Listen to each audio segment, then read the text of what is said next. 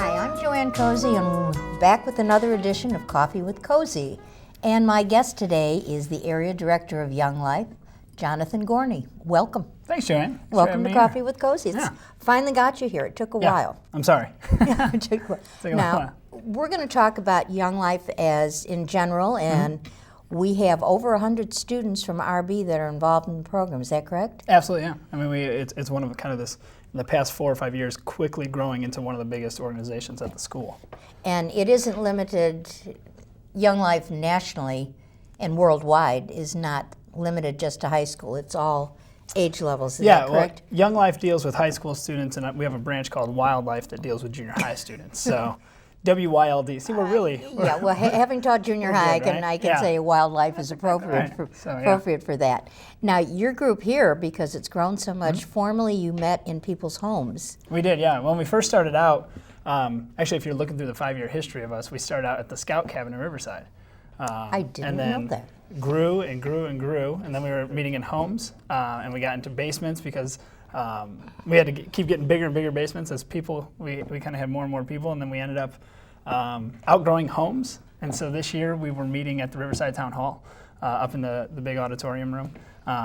And that was fun, but at the same time, Riverside has town hall meetings on Wednesday, and so we couldn't do kind of a, with our program and how loud we are and how many kids there are, it would not coexist with a town hall meeting at the same time downstairs. So we then had to find another building, which we have. We found a place over in Riverside across the street from Hauser, 82 Woodside Road right there, the old Riverside United Methodist Church. Okay. So we're meeting in the basement of there now. That's a good thing. Yeah. Centrally located for everyone.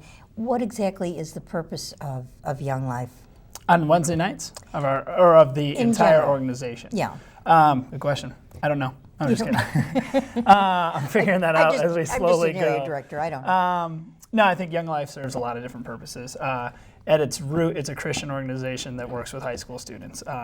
We work with church kids, unchurched kids, disinterested kids, kids that want nothing to do with religion, and we try and kind of bridge that gap and give them kind of a Christian teaching, but also good moral, sound decision making.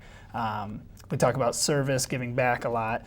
So it's kind of this well-rounded organization that deals with kind of spirituality, with community, with service and giving back, and more so kind of creating this community in the high school of kind of equality and friendship and treating people the way they deserve to be treated. In the way they would like to be treated. Yeah, absolutely. Themselves. I often tell people just kind of the easiest way to kind of understand what we do is if you're familiar with Big Brothers and Big Sisters, same thing, we have adults mentoring high school students relationally, but we have a Christian background as ours.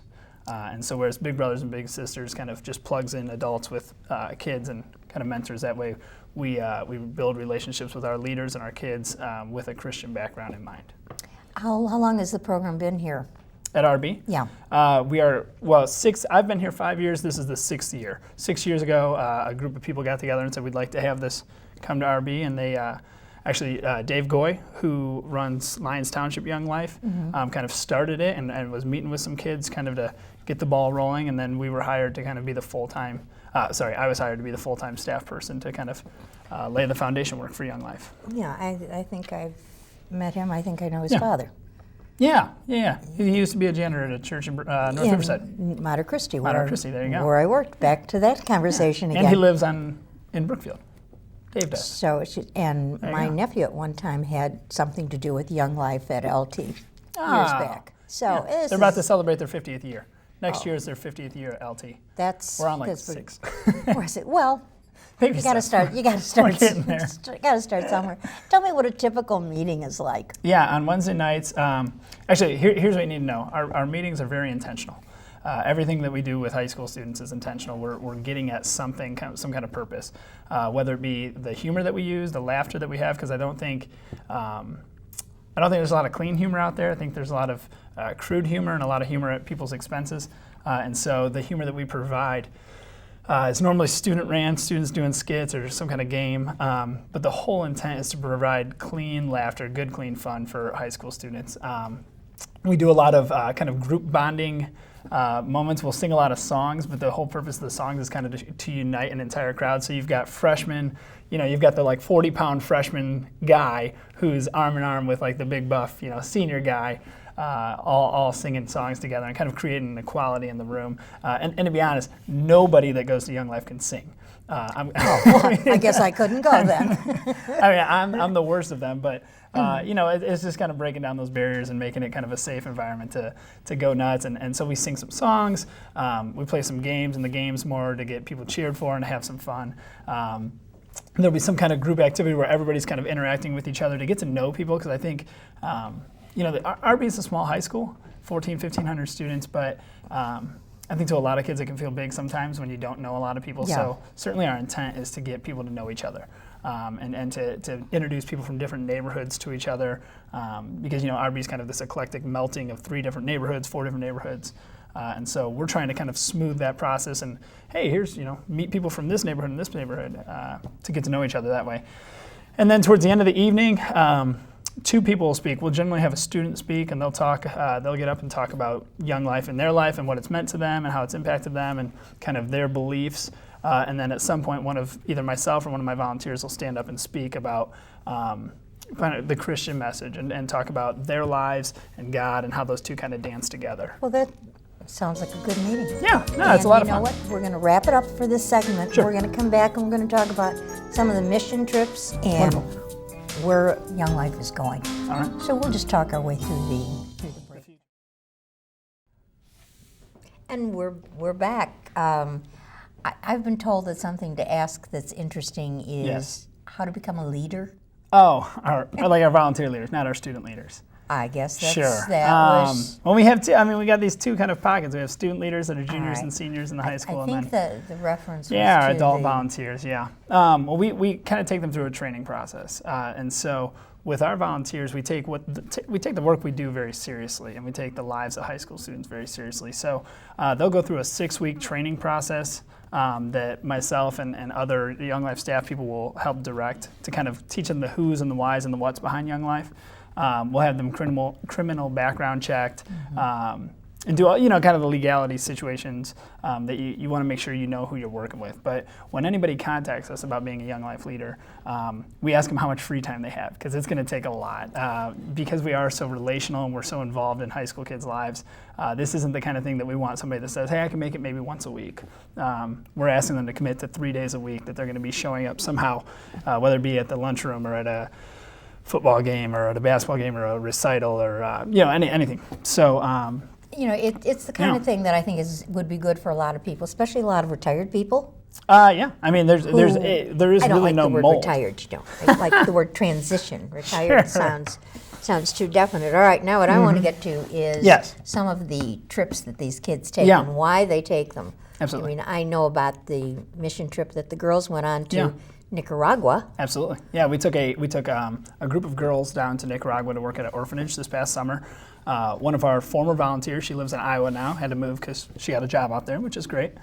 But her parents kind of helped establish an orphanage in Nicaragua, and we really wanted to connect kids into this idea of globally giving back and not just locally. So we took, I think it was 12, something like that, 11 or 12 girls down there and a couple parents. But they worked at an orphanage for like 10 days. Some of the things they did were they did a clothing drive before they went there. So the girls showed up with like 49-pound bags of all kinds of clothing and diapers and all the things that the orphanage could use, and left it all there. Donated their own clothes, donated their own kind of all these products to help the orphanage. And then they also dug this trench around the orphanage. It's kind of cool. It's not kind of cool. It's very cool. They dug this trench. This trench is being dug to build this wall because people are trying to come into these orphanages and steal the orphans away for all kinds of different things. Yeah. So when I heard that really, I found that very disturbing. Yeah, it's disturbing, but it's also reality, right? And so to have a group of 11 or 12 high school girls go down there and to try and help prevent that, and actually are preventing. They're putting the necessary steps in place to make that happen. And I know they fell in love with so many of the little orphans. Yeah, we had to talk to the parents and say, hey, your girls are going to come home wanting to adopt an orphan. I know. Elena came home and look, it's in my luggage. No, I don't think so. No. But that's and that's our hope isn't to come in there and adopt everybody, but it's to come in and kind of help in that situation as much as we possibly can. So, we took a lot of trips last summer. We did that trip, and then Young Life specifically, we do a summer camp trip every summer, where Young Life owns 26 resorts across the nation, all around, some in Colorado, New York, Minnesota, Michigan. We went to one in Georgia. It's called Sharp Top Cove, and we took 50 students there. And it's kind of the mantra of the week is the best week of your life, that we are going to remove all kind of distractions from your life and just give you the greatest time we possibly can. So there's 50 RB students and 450 other students from across the nation. We had groups from Missouri, we had groups from Florida, from Texas, just kind of this combined group there for an entire week of just hanging out and having kind of this resort-style life for a week. Talk to the kids. I mean, if you talk to any kid that's been to a Young Life camp, they'll tell you all about it, and you'll see those kind of smile come over their face as they try and explain exactly what it was that made the camp different. But it's I know every year you have a big dinner. Yes. Yep. And it's basically your fundraiser. How does Young Life generate funds? Yeah. So part of my job as the area director is raising the support that it takes to run Young Life. We do that kind of 3 different ways. We have a spring golf outing, a fall banquet that we do, which we're coming up on. It's going to happen November 4th, and it is that event raises like 40% of our budget every year. So people come and we have a nice dinner, but we really do display what Young Life is.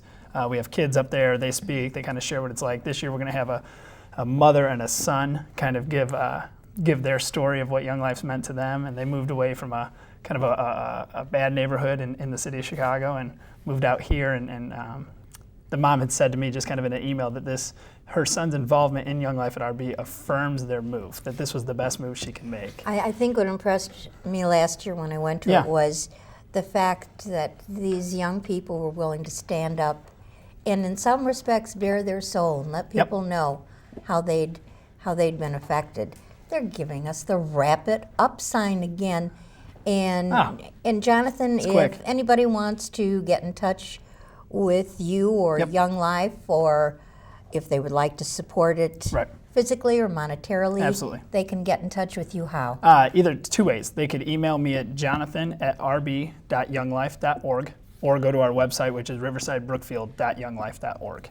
And on there, it kind of is our summary of everything. It is who we are, what we're doing in the community, who's involved. If you want to make a donation, you can go riversidebrookfield.younglife.org and just do it right there online. It really is, like I said, it was something that I was sort of familiar with, and then last year became more familiar with, and really find it a very worthwhile thing for young people and the adults that are involved in it. Yeah, and that's the reality, is we need the adult support to make it happen, right? So it takes our entire community to make Young Life happen, not just a couple volunteers. As Hillary said, it takes a village. Yeah. And if you hang around with younger people when you're older, it makes you feel younger. Yeah, okay, I like that. Well, that's my philosophy. Absolutely. So how I believe it should be. Well, I think we're just going to kind of talk our way off, and I am so glad that you... I haven't had a cookie yet either. Oh, I know. You can take 2 for the road. Hi, I'm JoAnne Kosey, and I'm back for our second segment of Coffee with Kosey, and went from Young Life to Old Life.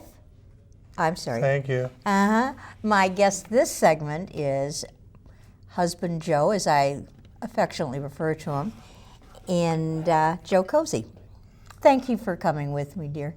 And your name is? Honey, because you can't remember my name. Sweetheart. And don't you forget it. This is almost like when Kelly Ripa doesn't have Regis as her co-host and she brings in her husband Mark. That's right. Yes, we're a lot like that, aren't we? Do we get paid the same? Not at all. You get cookies, honey, and be happy with that. Thank you, dear. Actually, the reason I wanted you to come on, because you do have some very interesting parts of your life that were BJ before JoAnne, and that was when you were in the service. Yeah. And I met you. You were at the tail end of your service, but we've talked about these things a lot. And one of the things we always said was, when you were in the service, you were in the Air Force. It was, you knew who the enemy was, being That time it was the Soviet Union, Russia. Yeah. And when you went into the Air Force after basic training, there was something that they sent you to Indiana University, and they did that. Why? They sent me to language school, and I learned Russian. And because, again, Russia was the problem that we were having at the time. And they had instructors there that were defectors, actually from Russia. And so we went there for 9 months, and they taught us to read, write, type in Russian. And it was interesting because after the first week, you could not speak English. So you had to start learning real quick. Like if you had to go to the bathroom, you better say it in Russian or you're going to have a really uncomfortable time for the rest of the day. But they were very thorough, and it was also interesting because we also got to learn a little bit about their culture, what was happening there, why they had defected, and it gave us more of an impetus to study the language and go the direction that we were going. Basically, I was going to be in the intelligence side of the Air Force, and then I was going to be listening to the Russians and seeing what they had to say, and if there was anything that we needed to know about. Well, you never spoke any other language before, did you? I mean, maybe you took No. high school Spanish, but you never Latin. Latin, which is not even close to Russian. You were saying My background is Czech, and I could speak a little bit of that, but certainly not much. But I think that helped in having a Czech background. That helped in their selecting me to go to the Russian school. And when you were through with Russian school, although you've never been to Russia, always Right. wanted to, but you've never gone. No. No. You wound up going to Japan. Yes. And I remember when I first met you and you told me that you were a Russian linguist in Japan, my first remark was, what do they need a Russian linguist in Japan for? Yeah. And the answer was? The answer was, well, the northern tip of the northern island of Japan is 15 miles from Sakhalin Island, which is Russian. And so that's where we were. So you actually could, from your window, see Russia, right? Well, yeah. Actually, we were up on top of a hill, right off the coast. That's where we had our antennas, and we could actually sit outside our radio shack, if you will. We had our extension cords and stuff, chairs, and sit back. We had binoculars, and we could actually see MiG-17s, and remember one time we saw a MiG-21, which was the first time we knew that there was one there, actually taken off, flying towards us, but they would stop. There was an imaginary line they called an ADIS, which was a boundary, and we would scramble planes up towards Russia, and they would go straight at them, and what it would do is scramble their planes, and then we would see what they had. And then it was kind of a fascinating thing to watch them when they got near the ADIS. They would be flying towards each other, then all of a sudden they'd both fly up, and then you could hear them, the boom, the sonic boom as they kicked in their afterburners, and watched them skyrocket. It was better than 4th of July, my God. It was fun to watch. How big was that little station that you were at? Well, we had a base there. Gosh, I'm trying to remember. I think there were about 200 of us that were stationed there. We're going to wrap it up for this segment. We're going to come back, and then I want you to tell them about the cosmonauts and the Russian astronaut. Okay, we're back. Talk about tracking the Russian astronauts and the female cosmonaut. They were called cosmonauts, right? Yes. Okay. And Valentina Tereshkova, that was the gal's name. And I remember at first we thought that we were listening to a control tower because all the control towers in Russia were controlled by females. That's a good move. Well, it was because they must have been good looking because most of the pilots we heard were all trying to get a date with the control tower operators. But when we thought that we were listening to one, then next thing you know, we heard her name was Valentina. And so what the heck is this? So then we got some tracking on the signal, and we found it was moving. Well, control towers don't move. So we found out that we were actually tracking a cosmonaut. And she was the first female. Yeah, correct? First female in space. So we had recorded her and taped her and everything. Where did that information that you guys garnered go after it left the shack? Oh, well, then we would send that. That would go to the Department of Defense, and then they would, from wherever they did with that, then it was all the intelligence agencies would be using that, and they would find out, what's going on. It was just one of the many listening posts that we had around the world, and that was to find out what they had and what we had to be ready for. And you were going to ask? No, I was just going to say, after you were through with that, when you came stateside, you went to... Oh, I went to Strategic Air Command in Omaha, and then what he did was photo interpret, and we had, pictures that we were taking of Russia, and so then I got involved with photo interpretation down the 3 stories down on the bottom of the SAC headquarters over there. And the amazing thing was that you'd see MiGs that were trying to take off, or there were vehicles and they had signs that were written in Russian, and so we'd get involved with that and interpreting what was there. And we found out that a lot of the stuff that they were doing, a lot of the planes that they were showing on the ground were fakes.